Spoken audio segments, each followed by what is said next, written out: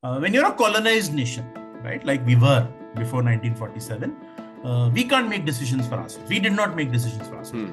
The British administrators took decisions on our behalf.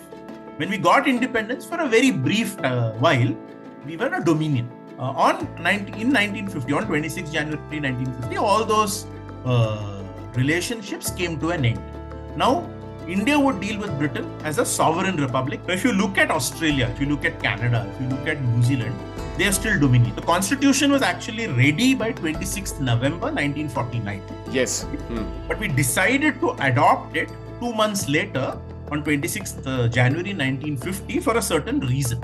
Because on 26th January 1930, right, 20 years earlier, the leaders of the freedom struggle had decided that now their goal would be Purna Swaraj. Now, if ever you want to look at the personification of this phrase, self-made man, self-made individual, I would say the finest example you can perhaps find is Ambedkar. Ambedkar wasn't even allowed to touch the water tap. He had to wait for a peon or someone else to give him a glass of water. The peon wasn't around, he wouldn't have a glass of water. What these people contributed was to ensuring excellent diversity of representation in the Constituent Assembly. These people were the tall leaders of the Congress then, right? They decided that the Constituent Assembly should have the best talent. We don't have a national language. Hello, everyone. In this brilliant episode of Discovery of an Author, we sit down with Karthik Venkatesh, who is the executive editor at Penguin, and he has written a very amazing book, which is called The 10 Makers of the Indian Constitution, which is his second book. This was a very revelatory episode for me as well, personally, because I got to understand a lot of things about the Indian Constitution. So we discussed with Karthik, what is Constitution? What is the importance of 26 January? Why do we celebrate the Republic Day? Who were the people who were behind making the Constitution? And why, as a common man, as a common citizen of India, I should be concerned about the Constitution? We also get to discuss in detail, in depth, the philosophy and life of B.R. Ambedkar and many such makers who actually got together to create this beautiful Constitution that we have in India today. Please watch this entire episode, and I am 100% positive that you'll get to know some amazing, great things about the Constitution that you would also be surprised and that you wouldn't have known before. And guys, it's a humble request. If you're liking the kind of episodes we're bringing out, the kind of guests we're getting in, if you want us to continue and get similar and amazing guests on the platform, then please like and share and subscribe to a podcast. This is the only way and the only way in which we can hope to grow. Thank you so much for your time, and I hope you enjoy this lovely episode with Karthik Venkatesh. Thanks.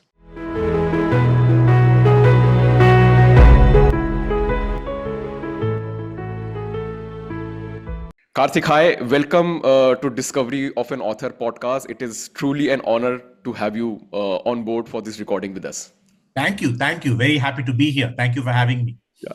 Karthik, I loved your book. And I'm going to start with a quote from the book, which I found very, very, very powerful, and which I feel that people should know about, and it should be there in their consciousness when we talk about this topic of Constitution and everything which is relevant to India. Okay, so this is the highlight taken from your book. The task of preparing a constitution for a diverse country like India was an enormous one. India was divided by geography, language, religion, and on many other fronts. At the time of independence, India was a nation of 27.5 crore Hindus, 3.5 crore Muslims, 70 lakh Christians, 60 lakh Sikhs, 1 lakh Parsis, and 25,000 Jews. Very powerful line. And when I read this thing from your book, I paused for a second and I gave it a thought. I'm like, these are just the known religions, the figures that we have mentioned. This could be a countless list of communities, of sects, of diversities, of languages, of thought processes that these communities come from. It was truly, I don't know how the leaders did what they did. And that is why I felt that this book is so powerful. It is so important for every common man to first of all appreciate the effort that went into this thing, because I think it's very important for us to understand that we as a nation we are very rich mythologically. See, that plays very well in the consciousness of people. Every community associates its lineage to something or the other. Now, that could be metaphysical, that could be historical, and that could be anything which science or which people cannot justify. But it is there. And that is there with each community, that is there with each sect. You know, every community and sect have their own deities and rituals that they follow. Combine, and then that becomes a religion, and then that becomes a sect. Imagine combining everything and representing the nation and considering the diversity. It's I'm a project manager, so I can understand this was a from the PM's perspective. You know, we have to take care of the UI UX, we have to make the business team align, and then the tech team align, and we have to make sure that the product is perfectly well. This is so many verticals that you take care of. And Karthik, I'll tell you something very interesting. When I was reading book, so you know what went into my mind. I'm sure you are aware of Avengers, Marvel, Avengers, and everything. So there's this very famous line that Steve Rogers says in Avengers. In the end, he's like, "Avengers, assemble." So all these superheroes, they have their own powers and strengths and background story and everything. They come together to fight one common entity. So when I was reading the book, because your book is structured in such an interesting way that you have B.R. Ambedkar as Steve Rogers, and he's like, members assemble, because all the 10 makers that you've spoken about in the book, you have also talked about their early beginnings, their participation in the freedom struggle, and what they brought to the table when they were in the Constituent Assembly trying to draft the Constitution. So, and there are people who are responsible for certain things to come out, which culminated into that manuscript, right? So I'm going to show the book to the people. This is a beautiful book. The cover is also great, and it's something that I think people can read very easily. And why I want to emphasize on the part that they can read very easily is because it's everybody should. It's very important for people to understand. I'm going to ask you with the first question directly. Very basic question. Let's start with the basics. What is a constitution? And why is it important for a nation to have one? Let's start with the absolute fundamentals. So see, constitution is essentially a set of principles, rules, procedures, etc., that determine how the nation wants to structure its government, its administration, and other things that go into the building of a nation. Be it your judiciary, be it your legislature, be it other aspects of your life. The constitution essentially kind of gives you the way in which you can structure all of this, right? Now, why is it necessary to have a constitution, right? A constitution is necessary simply because it is important to put all these things down, either on paper or in some kind of traditional understanding, so that day-to-day administration, day-to-day working, the lives of the people, decision making, all of these things are made very, very easy, far smoother than if you have to reinvent the wheel every day. Constitution is a guide, right? It is it illustrates your values. It illustrates things that are important to you. It puts them down clearly. And in that sense, attempts to make life much, much easier, both for administrators and for the common people. That's how I would see it. But then, Karthik, tell me something again. So as you were explaining what constitution is, so a question came into my mind. What was the origin? Do you have an idea how this constitution, the process of constitution, that having one originated? Was there a country that adopted it initially? The countries were already liberal and independent, and they started formalizing this thing that yes, we would need a draft or a book in a form, and let's formalize it as something that then can be emulated by other countries and made into a standard. So is there a history behind this constitution, the origin, where it came from, who started, which country, what was their thought process, and then how everybody thought that yes, this makes sense for us to adopt into a formalized working? Let's go deep into that. Now, if you look at constitutional history, many of them talk about the British example. In the year 1215, the Magna Carta was adopted. Essentially, King John and a bunch of barons, they agreed on certain things. They were having a bit of a tussle at that point in time.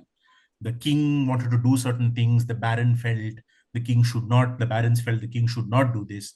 So they kind of agreed, and King John agreed very, very reluctantly that, these are the things I can do. these are the things that I won't do, right? And King John was actually illiterate, so these things were explained to him, and he did not sign it because he couldn't sign. He actually affixed his seal, and that is in some sense a very early constitutional document. And over the years, England did lead the world, in terms of other kinds of constitutional documents. By and large, restricting the powers of the king, clearly delineating the powers of the parliament that came into being in England in the 17th century or thereabouts. Clearly laying out what each entity's domains were. What could the king do, not do? What could the parliament do, not do? So that is as far as early constitutional documents are concerned. Then we have the French Revolution, which also gave us a very, very important document, Declaration of the Rights of Man, etc., which also spoke about what the citizens, and they called them citizens for almost the very first time, what the citizens had that could not be taken away, that could not be snatched away from them by any king. Right. So these are all, what can I say, early constitutional documents. The Americans, when they won their independence from Britain, they got together and prepared a document on the basis of which they would govern their new country. So these are some of these early British documents. The French, the document that emerged out of the French Revolution, the early American Constitution. All of these are in some sense pioneering documents that the world looks up to, when it comes to making constitutions, when it comes to looking at constitutional history. As far as India itself is concerned, now if you look at the colonial history of India, when the British took over India, there were many, many documents that, many laws that they passed at various points in time, specifying government, how the government would be run, would the Indians have a say, what kind of say would the Indians have, etc., etc. And there are several such documents available to us. So these are all, in some sense, early precedents to our own constitution. That's great. If we try to, I think there are a couple of very important things in what you've said right now. You've given us an entire history of how and where it originated and how it spread, right? I don't know why my mind went back to this. So when Constantine was also ruling, when he was the king, he I think also wanted to formalize the entire people under one religious belt. And I think that is somewhere the testaments or the New Testament, something related to Christianity is associated with what Constantine wanted to do. He wanted one religion so that people could follow that. And then there is talks that he created New Testament or whatever, changed it, modified it, or the present Bible or whatever you have is what they wanted to formalize. So it always seems to me that people in power always wanted these these formal documents to exist so that they could govern the people the way they want.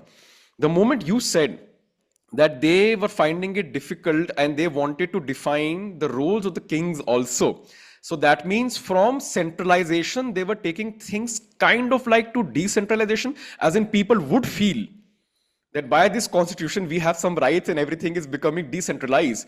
But what seems, if you think about it, is that it is from one centralized to a bigger centralization. Britain not being the colonial superpower that it was back then, around 70 to 80% of the countries in the entire globe were under their rule or under their dominion in one form or the other. Had this not existed, and had this process of constitution developed independently in Britain, would you think it would have spread in the entire world? Because let's say if I am in India, I'm a ruling party in India, ancient India, when this was happening in Britain in parallel, okay? If I also come to know that such a document existed, I want to know, was the principle powerful enough for people to think that, okay, principally this makes sense. We are not ruled by Britain, we are not under them, but principally this makes sense, so let us adopt it. If you look at our own culture, you were mentioning it, if you look at our own history, we have an excellent precedent of thinking about government, documents about government within our own history, right? The Arthashastra of Chanakya or Kautilya is one such document, which lays out the duties of a king, ideas for for a king to how to govern his kingdom. Right. Later, you have the edicts of Ashoka. Right. The edicts of Ashoka are found throughout the country. where he talks about the king's responsibilities, he talks about the duties of the people, he talks about the duties of the administrators. So these are all our own local, homegrown ideas, which can definitely be called constitutional, right? Akbar had ideas, right? The Vijayanagar kingdom had ideas. So there are many local precedents, right? Our constitution is inspired by Western models, yes, but you also see in many ways it has also taken a lot of inspiration from our own history, especially from people like Ashoka, Akbar, and many, many others. So if the British had not ruled us, I'm sure we would have come up with something on our own, something for ourselves, based on our own history, our own culture, our own traditions. I'm certain of that. It's speculative, but I think given that we had 2000, 3000, 4000 years of history before the British came, why would we not have had something like this? Yeah, it makes sense. You're absolutely right. In one of the books of Yuval Noah Harari that I read, I think his last book was, present book is Nexus, a book before that, I was 21st Lesson for the 21st Century. He even mentions Ashoka.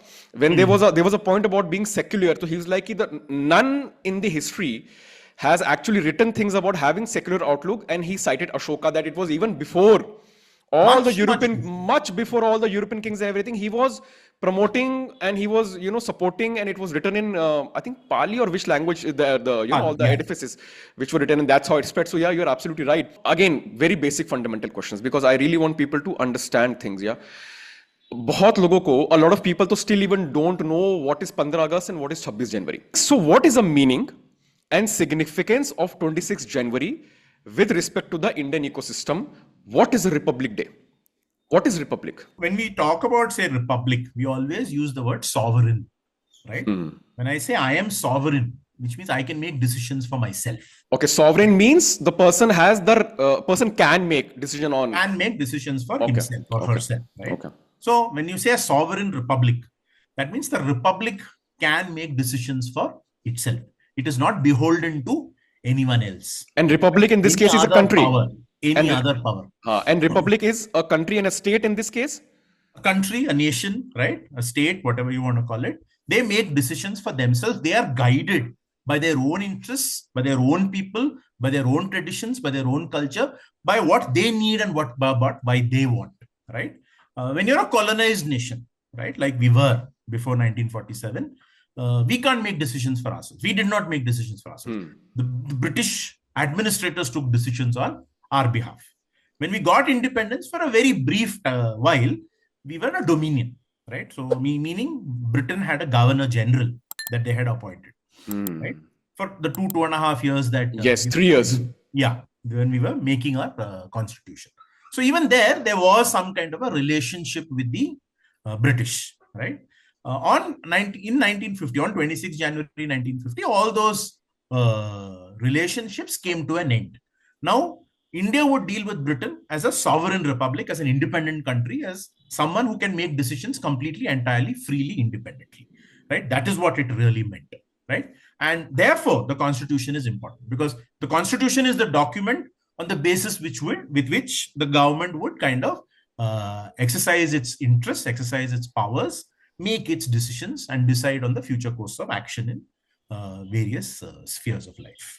Essentially, that is the meaning of it. Makes sense. So you mentioned this dominion state. So this dominion state was a period of 3 years. In which 2.5, 3 years. Yeah. What exactly was that? How was things getting governed in that time? See, at that point in time, right, we had a prime minister, we had a cabinet, right, who were basically governing. The Constituent Assembly served as a temporary parliament of sorts, but all laws were signed by a governor general who was the representative of the King of England. Okay. Right? It was a temporary arrangement. We replaced the governor general with a president whom we would elect ourselves, right? Who was not beholden to any other power. Whereas the governor general was ruling in the name of the King of England, right? So for that brief period, everything was kind of going through the governor general. But if you look at Australia, if you look at Canada, if you look at New Zealand, they are still dominions. They're not republics. They still have a governor general. Now, of course, things have changed, right? They function more or less like republics now, right? Because history has changed, everything has changed. Australia, Canada, New Zealand, they function more or less like republics, but technically, legally speaking, they're dominions. India is not. India was a dominion very briefly. Makes sense. So when you said that a sovereign state can take decisions independently on its own, and it's a republic and has its own constitution, so this is what is called Poon Swaraj. This is what the leaders were fighting for. And they say कि हमको Poon Swaraj चाहिए. We want complete independence. So this is exactly the definition of Poon Swaraj. This is exactly Purna Swaraj, and I'm very glad you brought up Purna Swaraj because see, the constitution was actually ready by 26th November 1949. Yes. But we decided to adopt it 2 months later on 26th January 1950 for a certain reason. Because on 26th January 1930, right, 20 years earlier, the leaders of the freedom struggle had decided that now their goal would be Purna Swaraj, complete independence. Before 1930, India was still fighting for dominion, home rule, whatever you want to call it. They were still willing to continue to have some kind of relationship with Britain, right? But after 26 January 1930, Purna Swaraj became the goal, complete independence. The process of Purna Swaraj was achieved on 26 January 1950. That's brilliant. Thank you for this. Okay, now, so this is a question which I want some clarity on just to understand. Okay, so this goes like this, and we can take it any way you want. What is the correlation between the nation's success and development and standard of living, more or less, with its constitution? Does it mean that the better the constitution, the stronger a country would be? Where does the constitution come in the picture of the day-to-day workings of a nation like India? See, let's understand that a constitution is a bunch of ideas, it's a bunch of procedures, it's a bunch of principles, right? So, I mean, I don't think we can even use the term better constitution, worse constitution. The people of a country give the constitution unto themselves, right? So you choose how you want to structure these rules, these ideas, these procedures, these principles, etc., etc.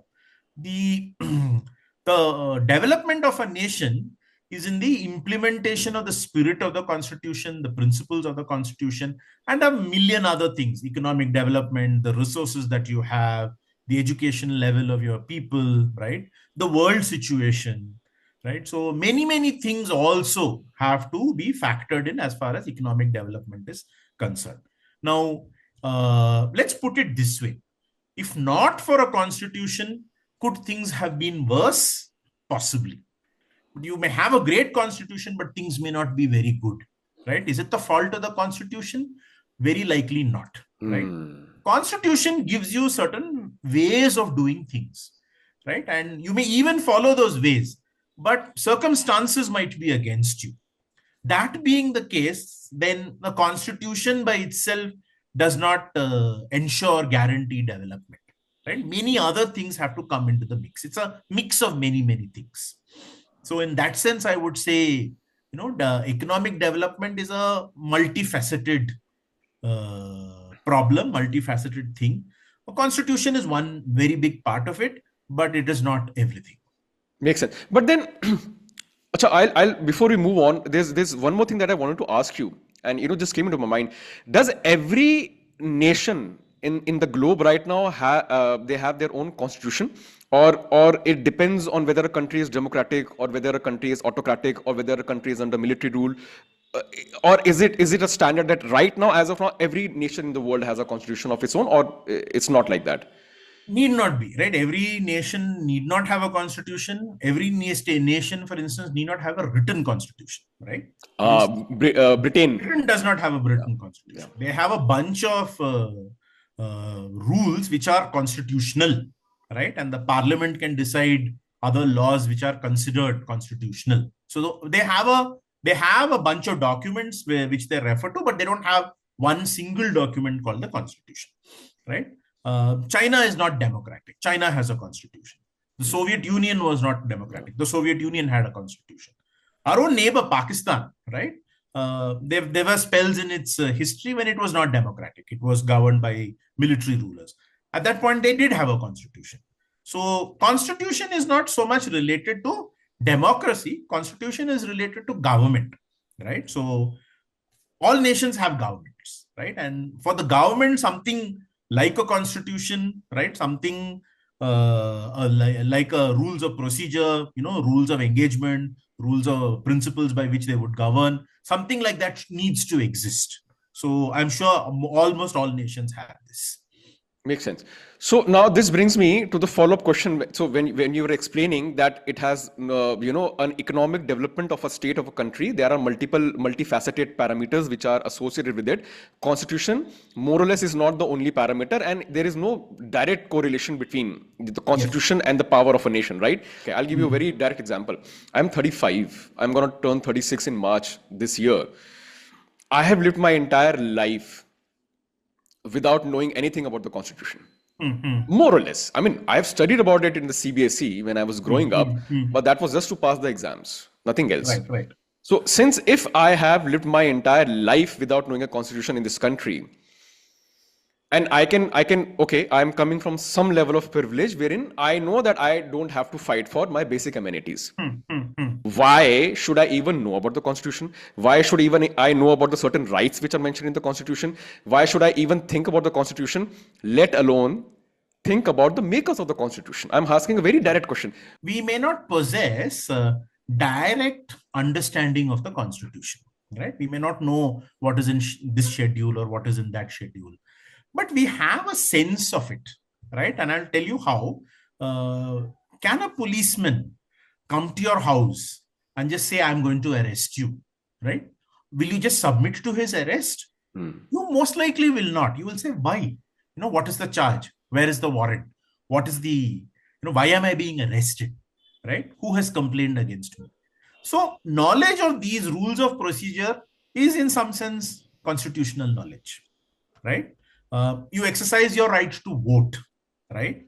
Why do you do that, right? You believe that by voting, by electing members of parliament or members of legislative assemblies, right, you are contributing in some way to governance. That understanding of your power as a voter is in some sense an understanding of the constitution, right? You may not know the exact nature of a governor's powers. You may not know what is in the state list, union list, concurrent list. May not know, right? But you have a sense of how a government should function, right? When you see misuse of, say, governmental machinery, right? You instantly something perks up in your head and you say, no, this is not how things can be done. I don't think this seems right, right? If a minister or a chief minister were to appoint members of his family as ministers or as other functionaries in his government, something will tell you, no, this is not how things are done. This is not a royal, he's not in a royal position for him to appoint members of his family. We're a democratic nation. So in some sense, constitutional knowledge has percolated even down to the lowest sections of the society. There is some awareness of rights, right? Some people are very, very aware. Some people are not so aware. Some people are dimly aware.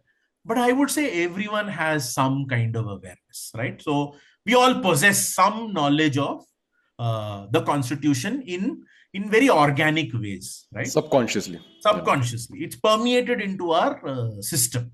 Now, yes, you're right. If I didn't know anything about the constitution, how would it affect me? Maybe it wouldn't, right? Maybe it wouldn't. Conscious knowledge may not affect you, but complete ignorance might actually affect you. Then actually, you might actually submit to arrest without charge, right? Allow someone else to cast a vote on your behalf. Consider your elected representative, your God, your Mai Baap, as they call it, right? And just allow him or her to do whatever he or she wants. You would do all of that. So complete ignorance harms your life, right? Great knowledge may not enhance your life. You see the distinction I'm trying to make? Absolutely. Right? So, and that knowledge in some sense exists, right? Like I said, it varies, but there is knowledge, right? There is some awareness. And that tells us how far we have come as a nation, right? In British times, people were subservient. Many people were subservient. That has to a great extent reduced. It's not completely gone, but it has definitely reduced. And that is important. Makes sense. Now, the one thing that I know about the Constitution, or that I remember from my schooling days, is that it's very difficult to change anything in the Constitution. It's very difficult. In some countries, it is easy to reform. It is some country, it is easy to add or subtract. But in India, it is very difficult to add or subtract anything in the Constitution or change anything in the Constitution. So I want to know, why is that? Why is it? No, actually, the Indian Constitution is not difficult to amend. And we've had, several hundred amendments since the Constitution was promulgated.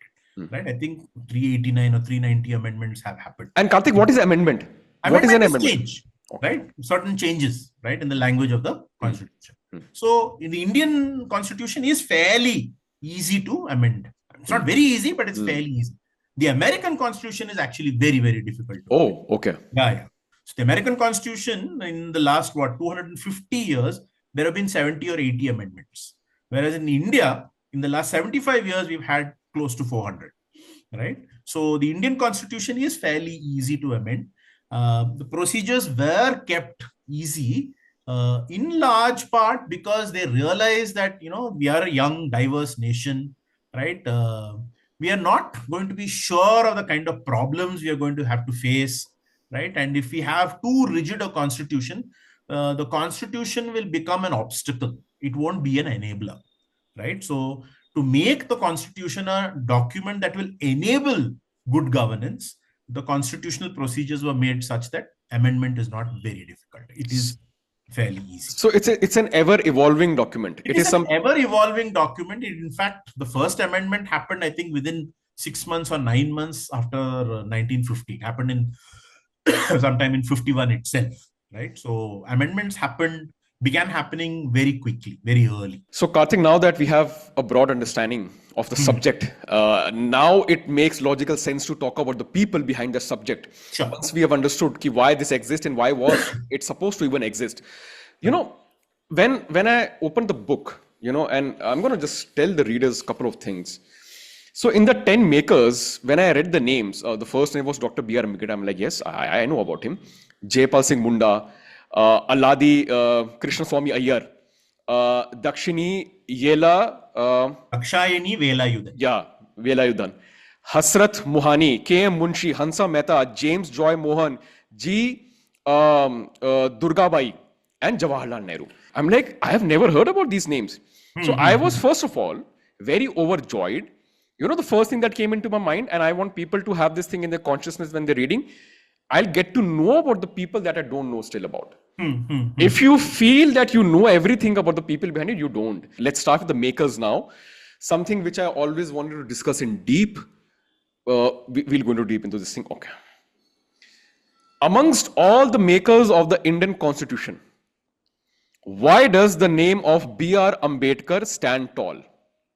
Why is he considered as the father of the Indian Constitution? First of all, before we deep dive into why Ambedkar and why he's considered the father of the Constitution, tell us a bit about Ambedkar, that why even today, even if you put aside the Constitution part of it, why that man deserves mention and why people should know about that individual who was B.R. Ambedkar. And then we'll go into his part in the Constitution. Let's start with the basic of B.R. Ambedkar. Right. Now, if ever you want to look at the personification of this phrase, self-made man, self-made individual, I would say the finest example you can perhaps find is Ambedkar, right? Self-made human being, right? Came from very humble circumstances. His father was a soldier in the British Army, right? Retired when Ambedkar was still very young. Ambedkar also lost his mother very early, right? Grew up in difficult circumstances, was discriminated against in school, right? Found it very difficult to, could not even get a glass of water. We've heard that story about where Ambedkar wasn't even allowed to touch the water tap. He had to wait for a peon or someone else to give him a glass of water. And the peon wasn't around, he wouldn't have the glass of water. Students didn't want to sit with him. He had to sit separately on a gunny sack, which he had to carry back home every day, right? Those are the circumstances in which he grew up in. Right, won a scholarship purely on the basis of his academic brilliance. Right, studied in India, studied in the UK, studied in America. Right, earned degrees. Right, worked really, really hard.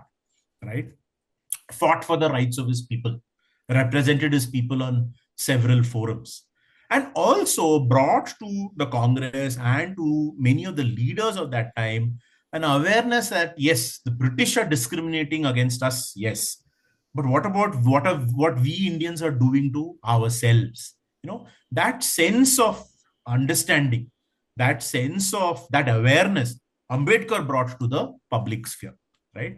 There were people earlier who had done it, but at this level, who articulated it so well and continued fighting, for the rights of his people, continued fighting against the social injustices that were perpetrated on his people. Ambedkar is a huge, huge figure, right? The many missions that he led, whether it was the Mahad Satyagraha, right? Whether it was trying to ensure separate electorates, for the people of his community, whether it was trying to figure out how, in independent India, these discriminations would not happen now that the British had left. Every sense of the term, Ambedkar brings something unprecedented to the table, right? He brings great scholarship, right? He was a very well-known, well-regarded legal scholar, a great humanist, right? A wonderful human being, right? In so many senses, Ambedkar is someone you just cannot discount, right? Like you said, even if you set his work on the Constitution aside, everything else that he did in terms of bringing a certain awareness to the public arena about what we were doing to what we called so-called lower castes, shines through. And he's a great example of a person who brings a certain moral, a certain moral thinking to our politics, to our public life. And in that sense, he's a wonderful, great human being. And of course, his work on the Constitution, right? What can I say? He pretty much wrote the Constitution, a great deal of it all by himself, right? Did much of the background work, right?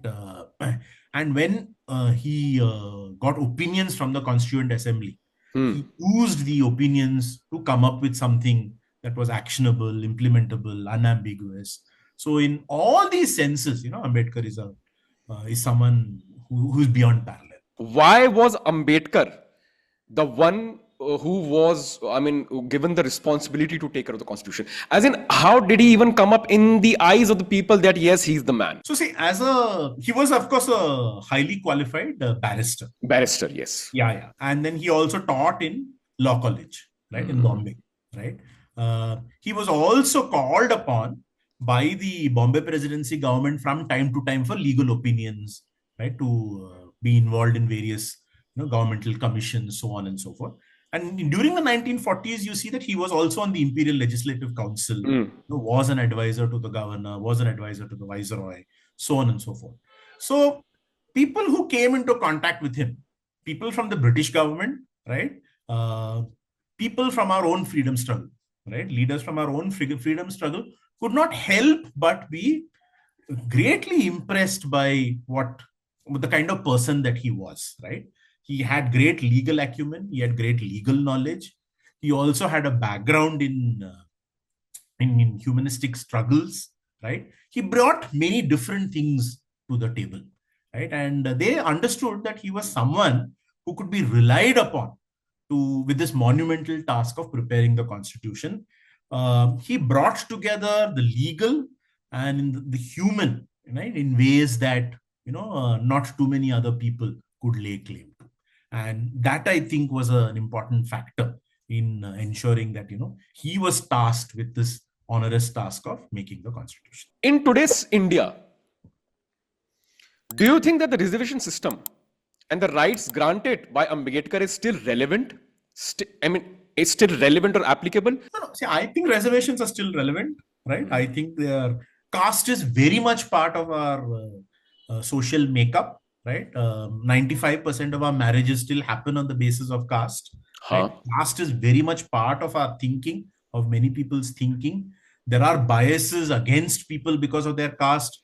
There are good impressions carried of people because of their caste.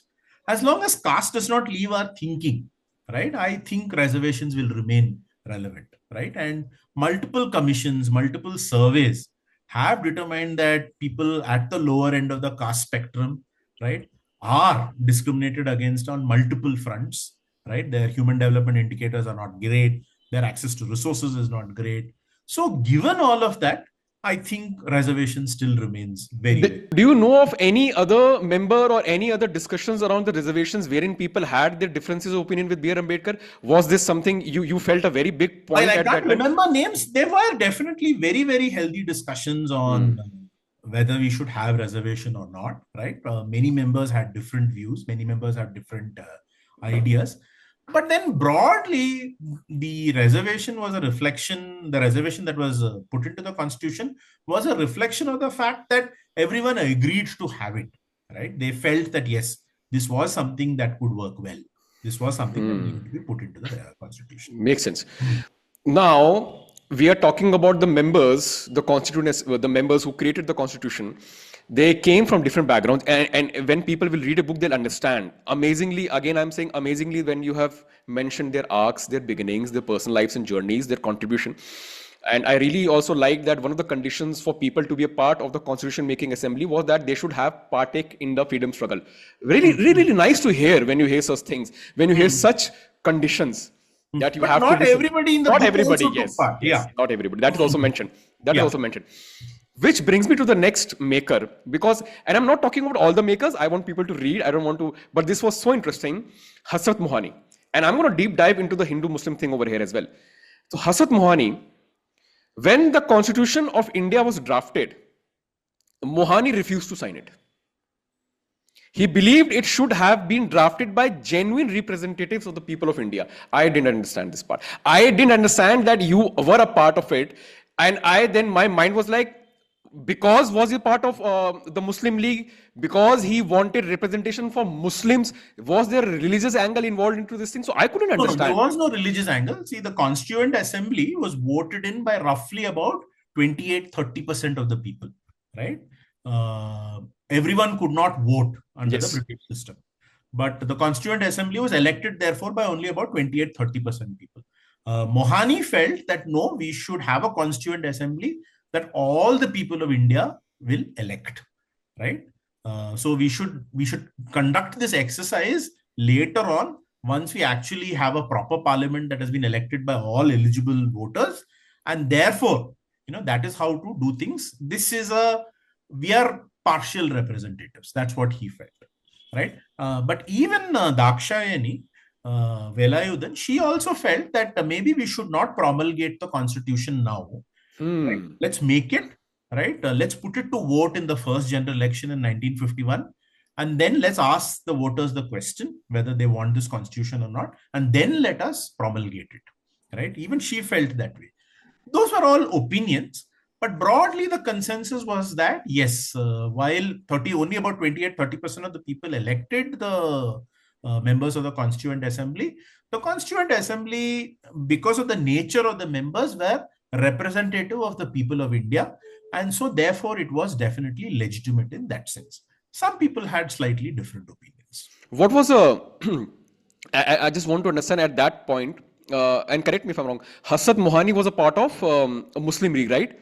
He was a representative of the Muslim League, right? Yeah. So what role did the Muslim League play with Muslim Assembly League? When the Constituent Assembly was elected around December 1946, right? Pakistan did not exist, right? The formation of Pakistan was announced about 5 or 6 months later. But elections had been conducted throughout India, indirect elections to the Constituent Assembly. And so both Congress, Muslim League members, and other members had been elected to the Constituent Assembly. After the borders of the Pakistan were finalized, many members then moved out of the Indian Constituent Assembly. They became members of the Pakistani Constituent Assembly. But many Muslim League members had been elected from territories that were now in India, including people like Hasrat Mohani, right? They continued in the Indian Constituent Assembly. So the Muslim League contested elections. It was part of the constitution making process, right? Certain changes had to be introduced. Certain things had to be changed once Pakistan was formed, right? Even Ambedkar was originally elected from a seat in East Bengal, right, which then became East Pakistan. Yes. Yeah. And when Pakistan was formed, he actually lost a seat, right? And then he had to be given a seat from Bombay, the Bombay presidency. So he came back into the Constituent Assembly. He was elected once, then he was elected again. So all these changes had to be made, certain adjustments had to be made to ensure that the Constituent Assembly completed its task. So they were part of the Muslim League, were part of the assembly making process, the constituent. Makes sense. Makes sense. Okay. So a couple of more questions, very important. In your chapter about K.M. Munshi, there comes a mention of Aurobindo Ghosh. There's a special, highlight also that you have a very small section in which you refer to him as being an unusual figure in the Indian freedom struggle, in the Indian freedom struggle, which I agree. What part do you feel he played in India's independence, and why much is not known about his contribution, and why do you feel that he was a bit unusual? I mean, why I'm emphasizing on him, because I follow him. Right. I follow his teaching. So I just wanted to know his. Aurobindo Ghosh was very active in the initial part of the 20th century, in the first 10 years or so of the 20th century, when the revolutionary movement of Bengal and later Punjab, they took center stage, right? They believed that, we had to fight the British through violent means, right? And therefore they armed themselves, they trained themselves in arms, etc., etc. And he was part of that, right? The famous Anushilan and Yugantar secret societies, right? He was instrumental in all those societies, and he was in fact jailed, because of his involvement. Alipur. Yeah, the Alipur conspiracy case. In jail, he underwent spiritual experiences, and then he kind of moved out of politics altogether. So after 1910, he kind of vanishes from the political scene. So he is unusual simply because of this trajectory. Absolutely. And he had a very unusual early life as well. His father was an Anglophile, right? So Aurobindo's name was Aurobindo Ackroyd Ghosh. Ackroyd Ghosh. Yeah, he had a British second name. He had an English second name. He was sent to England at a very young age to study abroad, right? And he lived in England for the first, few years of his life. Came back to India. His father actually wanted him to join the Indian civil service, but for various reasons, Aurobindo himself did not want to join. So he did not join, came back to India, became a professor in Baroda, right? And as a professor in Baroda, became involved with the revolutionary movement. His years in England had transformed him in some sense. He believed that India needed freedom. He did not become an Englishman. He became more Indian in some sense, And then he got involved in the revolutionary movement, and then abruptly left the revolutionary movement, at the end of 1910 to pursue, his ideas of spiritualism. A lot of leaders. Yeah, a lot of leaders had their problems, specifically, when he left abruptly. I remember reading somewhere about Netaji Subhash Chandra Bose, and he obviously was well aware of his writings and readings and everything, and he said that what I find in him, I don't even find it in Vivekananda. But my only problem with him is that he left, and he never came back for the freedom struggle. Yeah, right. So there was. Why I also mentioned this, because this is relevant to the Cripps proposal. So I remember when the Cripps proposal came for the dominant state, because Sri Aurobindo was not active at all, he did send a representative, and he wrote a letter which was directly delivered to Cripps saying that we would like to accept it. So he was like, he has written it in his letters, which mentions that this was a divine intervention that happened, and India should have accepted. It would have avoided the bloodshed. But that was his perspective. That's an opinion. That's an opinion. And there were a lot of debates around that also. When the letter was presented to Cripps, a lot of Indian leaders were like, Gandhi were like, he should not have done that. A lot of problems, but interesting part. This interesting. He was an individual with his own thinking. Absolutely. He had his own background, own ideas. Absolutely. Okay. Now I want to talk a bit about Hansa Mehta. Why specifically Hansa Mehta? Because I really liked the part that her contribution to the cause of women's rights. So I want to understand, Karthik, what cause did she propose and champion for women's rights that made its way into our... I want to know what happened, what is happening because of that I can see today, that I can be thankful ki wow yaar. This is great thing that was incorporated and thought about. See, many of these early women leaders of the freedom struggle, Hansa Mehta, Sarojini Naidu, and many others, Rajkumari Amrit Kaur, in some sense, they led by example, right? Women at that time were not very active politically, right? They were kept confined to homes. Many of them were not even given a chance to get educated, right? They did not know too much about politics and other worldly affairs.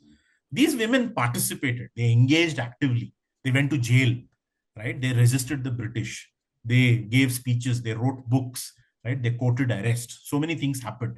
So, one thing is their leadership by example, right? The second thing is they also, by leading by example, they inspired countless other women, to seek an education, to involve themselves in public life, and so on and so forth. So that is one big contribution about not only of Hansa Mehta, but of other people as well.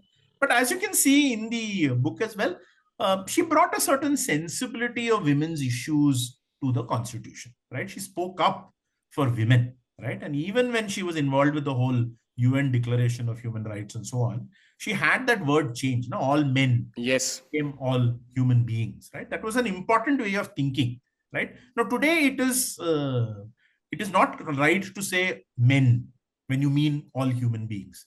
You say human beings. We no longer say chairmen, for instance. We say chairperson, Yes. right? Even in cricket, right? We don't say batsman anymore. We say batter, right? Because women's cricket has taken off and we want a neutral word, right? So, in so many senses, they brought an awareness of the gender issue to the political sphere, right? And bringing that gender awareness, bringing that sense of men's and women's issues into the public sphere itself was a service, right? And that in India, women are not discriminated against in the constitution. It was important back then, right? Maybe if we had been a more conservative society, as many societies in the world are, women could have been put on the back foot. We didn't do that in large part because of people like Hansa Mehta. Yeah. Mm. Yeah, I think that was so powerful and it was very eye-opening for me. And I'm like, wow, this existed, this happened, this is astronomical. And when you read about the people and what they brought to the table, you start to appreciate what our leaders have done, what they were thinking about, what they wanted to bring on the table. It's very important, it's you have a respect. And that is why the last question relevant to this book has to be centered around Jawaharlal Nehru. So before I ask you this question, Karthik, see, Jawaharlal Nehru is a very controversial figure, or at least he has become one now. Because of media, because of pop culture, because of certain ideologies. It's the Hindu ideology, it's the left ideology, the right ideology, whatever you want to call it. It's absolutely fine. People have the reservations, people have their appreciations, people have everything about it. My personal take on Nehru, growing up, I was a fan of his personality. I used to love the way he used to dress. I used to love that he used to smoke. He used to look very dapper. But then, and I have read his book, I have read his letters on world history that he used to write in jail to his daughter Indira. Very inspiring, amazingly inspiring. And the sheer intellect of the man and the capacity bewilders me till date. Discovery of India was his love letter to his country. It is for somebody who says that he's anti-Hindu, he's Indian in skin but British by heart, though he might have said it. I urge them to read Discovery of India. So he's now a lot on YouTube, on podcasts, on everywhere. People are just bashing him. I think that is disrespectful. I think when you're talking about somebody on a public forum, you can at least adhere to the rules of the public forum, right? You have to, and then you can in your own process-oriented way, you can then disagree or agree rather than bash somebody. So, Karthik, I want to talk about his role. I know that he was not actively involved, but he was a very prominent political figure. So let's talk good about him, his role with respect to the constitution as well, his thought process, his vision as well.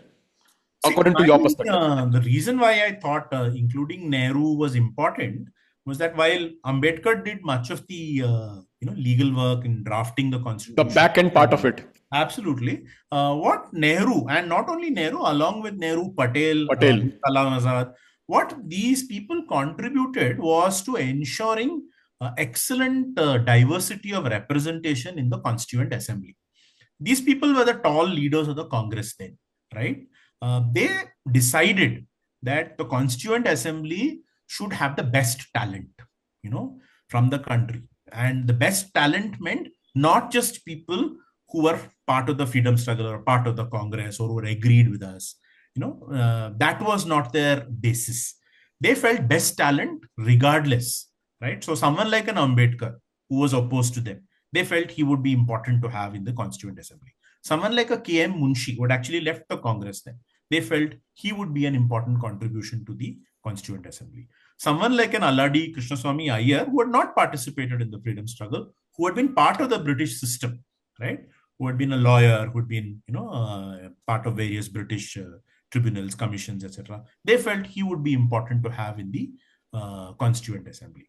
So the reason for me to include Nehru was because of what he did for the Constituent Assembly, right? Perhaps not so much for the Constitution. Yeah. And that is why I think, his role, along with the role of Patel and Azad, who are also, very instrumental in making these decisions, needs to be highlighted specifically about the Constitution. Now, about his work as Prime Minister, the decisions he took on various issues, those are all up for debate and those should be debated. You can like him, you can dislike him, you can be neutral about him. I think that's up to you. But this Constituent Assembly composition was something that he contributed greatly to, contributed very well to, and I think that's important to recognize. Absolutely. No, absolutely. And I'm glad you said it in a very nice way. I mean, it's very important because as I said, it's very important for us to identify the things that people have done good. It's very easy to bash. Shed some light on the national language of India, how it came to be and all the debate that went around it. How was it solved? What is the national language right now? What were the options that were discussed? Let's deep dive into this ecosystem. No. So let's clear the national language bit at the beginning. We don't have a national language, right? We don't have a national language. But there was written that Hindi, multiple, Hindi being primary, English being written, something like that. Hindi is the official language. Official language. It's not the national language. Associate official language, right? Apart from Hindi and English, which are both official languages, we have 22 scheduled languages. Right? It was 14 when the Constitution was made. It's been increased to 22, right, over the last 75 years. So that is as far as the language question is concerned. But apart from these 22 plus 2 languages, if a state wants to declare some other language as a state language, right, some other language which is not in the scheduled list, they're allowed to do that. Right. So, especially in the Northeast, you have various tribal languages that have been declared state languages and, in other parts of the country as well. So that is there was actually a very, very heated debate on the national language, right? Many felt Hindi or Hindustani should become the national language. But many also opposed this move. They felt no, for many of us, Hindi is as much an alien language as English is. So therefore, if you impose Hindi on us, it's not really done. It is not healthy for a growing, developing nation, right? So therefore, they felt that we need not have Hindi as the national language. And then the question came, what should be the national language? No one wanted it to be English because of its associations with colonialism. And there were many proposals that were put on the table. One person said Sanskrit. Right. Yes. Another person said, why not Hindi, but in the Roman script? Right. There were other proposals that were made. Then the thinking became, do we need to have a national language at all? Right. Clearly, this is a very, very difficult issue. Right. The important thing is, can we communicate with each other? Do we have a language that we can communicate with each other, in? And yes, we had English. Many people, even in the South, knew Hindi. Right. We had English also. So at least for the immediate business of government, there was enough on the language front for us to conduct the business of government. Right. And then we said, okay, we will try and solve this problem, in time, when we would have a better hold of ourselves as a nation, a better understanding of ourselves as a nation, and maybe some of our more pressing problems had been solved. Now that day still hasn't come, right? Our pressing problems have still not been solved, right? But I think the language issue is more being overplayed by politicians. I think there is a fair understanding among people in general, people who come to the south from other parts of the country. Many do learn the local language, right? Hindi is understood in many parts of southern India and eastern India. Uh, there is a reasonable working relationship that has been established. It can only get better if these unnecessary controversies did not take place. If Yes. a politician, a local level politician, a state level politician, national level politician, if they do not talk about language, I think people will find a way to, coexist very harmoniously, very peacefully. They will learn each other's languages. They will find a way to coexist. I think the political complications that are being brought in are actually making things difficult unnecessarily. Makes sense. And I believe ki everything doesn't have to work in a very centralized way. Why do we Absolutely. need a national language or national sport or national? I mean, countries are Everything different. need not be on those Yeah. lines, right? Everything need not be on We those. can't emulate Things like everything. a national animal, a national Uh, sport, etc. There is a certain value in having that. But is there a value in having a national language, right? I That's the don't think question so. we should Yeah, have yeah, asked. absolutely. So, Karthik, this was all about the book. Again, I would want to show people the book, 10 Makers of the Indian Constitution. It is a brilliant book. I thought that I am a history buff. I thought I know everything. I knew nothing till I read a book. And I want people to please read this book to understand about the figures and the makers. It's very important, a very powerful book and a very timely book that is coming out right now. Karthik, now, now that we have covered about the book, let's just talk about you. I would want to know the person behind the book. You talk about, I want to know your upbringing, where you were brought, how were your parents, your influences, how did you end up in this vertical of editing, of reading, of writing, then how did you evolve? Anything that you would like to tell us, you can start from a childhood. We are all ears. We would want to know you. Please Like I start. said, I grew up in Bangalore, but I was not born here. I was born in Calcutta, right? So my mother still has family in Calcutta. So around the time I was going to be born, my mother decided to go back to Calcutta where her Okay. own mother was there. So I Mm. was born there. I lived in Cochin initially for the first few years. Then I lived in Chennai for a couple of years before my father decided to move back to Bangalore, where, which was kind of like his hometown. And so we moved back to Bangalore when I was about 7 years old, 6 or 7 years old. And I've considered myself a Bangalorean since then, right? Our family has old history in Bangalore. We've been in Bangalore for close to 100 years. The family has Oh been wow, in Bangalore for that's close that's to amazing. Yeah, 100 long years. history. Yeah, yeah. So, so I grew up in Bangalore. I spent, all my school years and my college years here. I did an MBA in Manipal, right? I worked in Bangalore. And then for a number of years, I was not in Bangalore. I lived in Delhi for a few years. Then I lived in Bathinda for a number of years where we ran a school, my wife and I. And I also learned Punjabi there.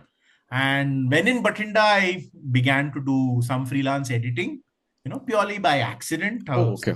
A friend suggested I try editing because he knew I was a reader and I enjoyed reading books. So he said, "You might be good at editing, give it a shot." No, I gave it a shot. I realized I had something of a knack for it. I began editing freelance. When we wanted to move back to Bangalore for various personal reasons, I then became a full time editor, right? And I began my life in the publishing industry, which has been a great stint so far. And yeah, so that's broadly the trajectory of my life. I've always wanted to write, right? I did write when I was young. When for a long period I could not write, I was busy with various other things. And then at some point in time, I decided, no, this has been a dream of mine to write, and I'm going to try writing. And I began, pursuing that very, very earnestly. I was lucky enough to be published, in magazines and newspapers, and that gave me the impetus to go on. I continue to write freelance for a number of publications, and in the last 2 or 3 years, I have also begun writing books. This is 10 Makers of the Indian Constitution is my second book. My first book was 10 Indian languages and how they came to be. I have more ideas for books, right? I continue to write articles when I can. And of course, my day job is in publishing. I edit for a living, right? And I really enjoy my work. I I enjoy editing. I enjoy the process of commissioning books. I enjoy the process of working with writers to make their books. It gives me great pleasure and joy, doing that day in and day out. I couldn't ask for more. Karthik, you mentioned about writing, that you mentioned that you always wanted to write, and I do understand that. As someone who they say, I also read a lot. I wish that if I could write one day, but I know it's a skill set, and I need to develop it, and I need to write more, read more, just to understand.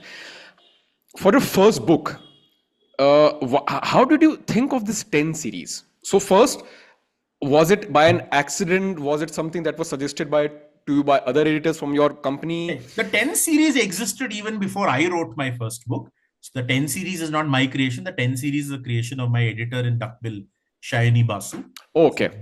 So she has been instrumental behind the creation of this 10 series. Several books have been published. So, and then, the idea for my book came to her and she approached me and we talked about it. But how language? Why was, I mean, whose idea was language? Was it something that you were affiliated towards, or it was? So when I began writing on history. I began writing on literature. I also began writing on language, right? And I found that my articles on language got a lot of traction, right? Many people were interested in reading them, and I began writing more and more about language. And yeah, so when she was looking for a writer on Indian languages, I came into the picture. How was the experience of writing your first book? How did it feel when you held the book in the first hand? You're like, oh, I'm a writer. When your first book comes to you, it's very, very different from when my second book came to me a few days ago, right? The first book is special, and it was on a subject very, very close to my heart. Not that this is it, but the first book was on a subject very, very close to my heart. So yeah, it felt like nothing else in the world. It felt extremely special. One of those 5 or 6 moments in your entire life that you'll never forget. Karthik, so the last segment now, which is the book reading. So what I'll do, so when generally this happens, you can decide however much you would want to read, which part do you want to read. You can read a couple of paragraphs, you can read cover 1 or 2 pages, that is entirely on you.